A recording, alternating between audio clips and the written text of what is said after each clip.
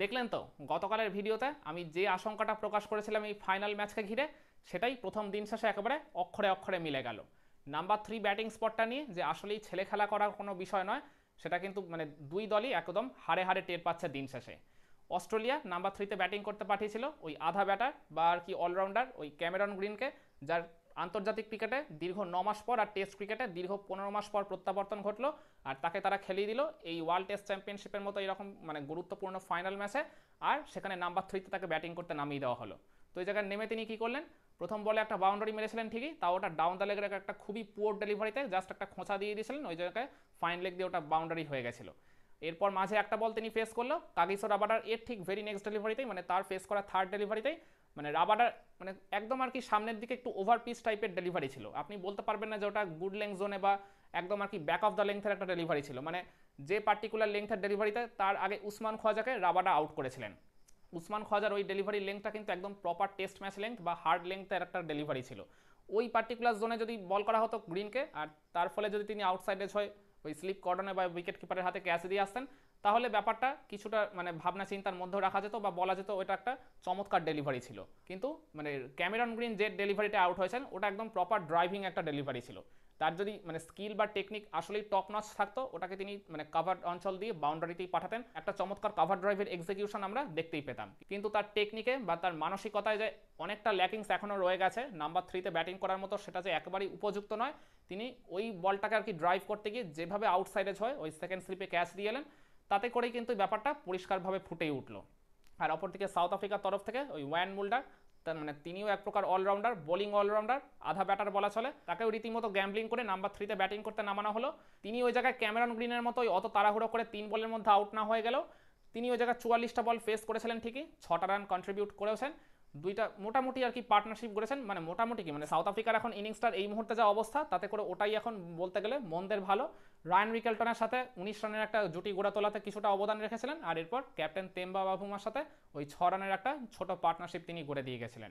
তো one মুল্ডারের batting দেখে কিন্তু আমার একবারের জন্য মনে হয়নি যে তিনি যথেষ্ট কমফোর্টেবল ফিল করছেন বা ওই জায়গায় তিনি নাম্বার 3-তে ব্যাটিং করাতে যথেষ্ট স্বচ্ছন্দ বোধ করছেন। সবসময় একটা অস্বস্তি তার চোখে মুখে ফুটে উঠছিল, একটা আতঙ্ক তো ফুটে উঠছিলই ওই দ্রুত উইকেট চলে যাওয়ার ভয়, যার জন্যই কিন্তু মূলত তিনি শুরুর দিকে একটা ক্যাচের চান্সও দিয়ে দিয়েছিলেন অ্যালেক্স ক্যারিকে। ওটা যদি অ্যালেক্স ক্যারিকে গ্র্যাব করতে পারতো তাহলে কিন্তু তিনি 44টা বলও ফেস করতে পারতেন না, 6টা রানও করা হতো না, অনেক আগেই তার ভবলীলা সাঙ্গ হয়ে যেত। কিন্তু ফর্চুনেটলি তিনি ওই জায়গায় ক্যাচটা দিয়েও বেঁচে গেছিলেন, কিন্তু তারপরেও নিজের ইনিংসটাকে খুবই দুর্ভাগ্যবশত বড় করতে পারলেন না। ওই যে আমি বলছিলাম এই নাম্বার 3-তে ব্যাটিং করতে গেলে একজন প্রপার ব্যাটার লাগে ওই জায়গায়, যার হাই স্কিল থেকে শুরু করে হাই মাইন্ডসেট, হাই টেকনিক, সমস্ত কিছু একদম টপ নচ হওয়া লাগে। আর ওই পার্টিকুলার জায়গায় ব্যাটিং করতে গেলে ওপেনারদের সাথেও ব্যাটিং করার মানসিকতা লাগে, বা মিডিল অর্ডার বা লোয়ার মিডিল অর্ডারের ব্যাটারদের সাথেও পার্টনারশিপ গড়ে তোলার জন্য কিন্তু প্রপার মাইন্ডসেটটা প্রয়োজন হয়। কিন্তু সেইটা এই আধা ব্যাটারদের মধ্যে থাকবে না, এটা তো আর কি বলাই যায়, কারণ এই মডার্ন ডে ক্রিকেটের প্রপার ব্যাটারদের মধ্যেও সেই ধৈর্যটা দেখা যায় না, পার্টিকুলারলি এই টেস্ট ফরম্যাটে, যেখানে তারা একটা দীর্ঘ সময় ধরে ব্যাটিং করবে বা পার্টনারশিপ গড়ে তুলবে, বা রান আসুক না আসুক উইকেটে মাটি কামড়ে তারা পড়ে থাকবে, এরকমটা তো দেখাই যায় না। উল্টে আপনি যখন নাম্বার 3-এর মতো এরকম একটা কি বলবো সেন্সিটিভ জায়গায় এরকম দুই আধা ব্যাটারকে যখন ব্যাটিং করতে পাঠাবেন, তারা যে এইরকমই রেজাল্ট দেবে, ওই কোনো রকমের যে তারা একটা দায়সারাভাবে কাজ করে বা একটা ইনিংস খেলে বেরিয়ে আসার চেষ্টা করবে, সেটাই আর কি দিন শেষে ফুটে উঠলো, তাও ফাইনালের মতো এরকম একটা মহা গুরুত্বপূর্ণ ম্যাচে। এটা যদি কোনো বাইল্যাটারাল সিরিজ হতো, যদি বলতেন যে ওই জায়গায় আমরা একটা জাস্ট এক্সপেরিমেন্ট করে দেখছি, তাহলে না হয় ঠিক আছে, মেনে নেওয়া গেল। কিন্তু ফাইনালটা তো আর কখনো এক্সপেরিমেন্ট করার মঞ্চ নয়, এটা কিন্তু আসলেই আলটিমেট টেস্ট। এই ম্যাচে জয় হারের মধ্যে দিয়ে কিন্তু ওই টেস্টের শ্রেষ্ঠত্বের মুকুট কার মাথায় উঠবে সেটা কিন্তু নির্ধারিত হবে। তো এই ম্যাচে এক চুলো আর কি ছাড় দেওয়াটা উচিত ছিল না বলে আমার মনে হয়, কোনো টিমের তরফ থেকেই এক বিন্দু স্যাক্রিফাইস করাটা একেবারেই উচিত হয়নি।